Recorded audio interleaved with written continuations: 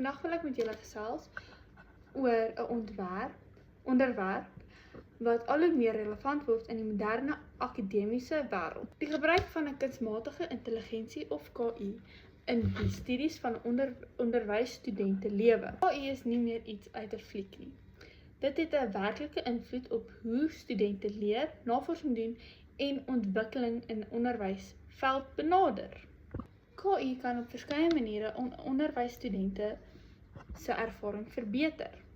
Dit kan help met tydsbestuur, die organiseer van notas, die opstel van navorsingsvoorstelle en selfs die bevordering van kreatiewe denke deur probleemoplossing. Maar, soos met enige tegnologie, bring dit ook uitdagings en verantwoordelikhede mee. KI-studies ondersteun deur middel van die volgende voordele. KI gee vir studente die vermoë om leerstof aan te pas by individuele behoeftes. Volgens die verslag van UNECE 2021 kan KI stelsels soos intelligente tutorprograms studente help om konsepte vinniger te verstaan en oefeninge aan te pas volgens hulle vaardigheidsvlak. Hierdie tipe leerstyl kan veral waardevol wees vir onderwysstudente wat dikwels akademies werk moet gebalanseer word met praktiese ondervinding in klasse en opvoedkundige puntings. Byvoorbeeld, 'n KI-program kan jou help om moeilike onderwerpe soos opvoedings, sielkunde of leertegnologie vinnig saam te vat deur kernpunte uit jou notas te genereer. Dit beteken nie dat die studente minder moet doen nie, maar dit gee 'n basis waarop hulle kan bou en meer effektief kan leer. KI is ook 'n hulpmiddel vir navorsing en skryfwerk, sowel as navorsing volgens Brown et al. 2022.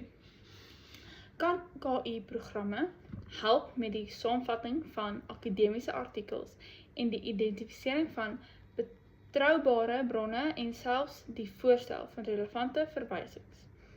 Vir onderwyserstudente wat dikwels navorsingsopdragte moet voltooi, beteken dit 'n groot vermindering in tyd wat spandeer word aan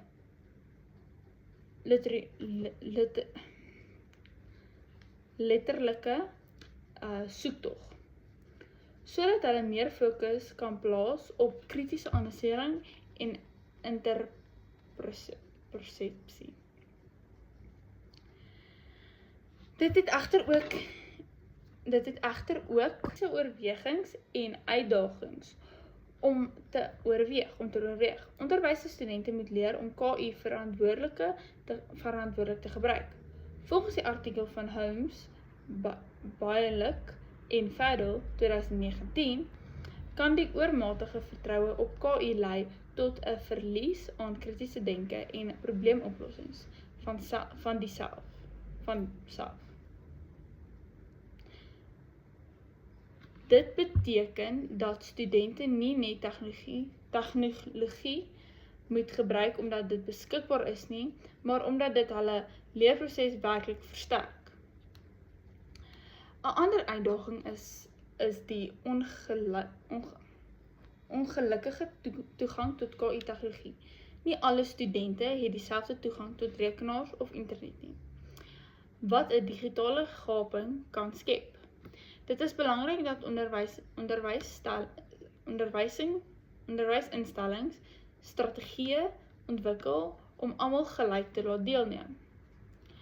Kunsmatige intelligensie het die potensiaal om die onderwysstudente se ervaring aansienlik te verbeter, van die personeelings van leer tot die verbetering van navorsingsvaardigheid. Tog moet ons altyd onthou dat KI 'n hulpmiddel is en nie 'n vervang vir kritiese denke en selfontwikkeling nie.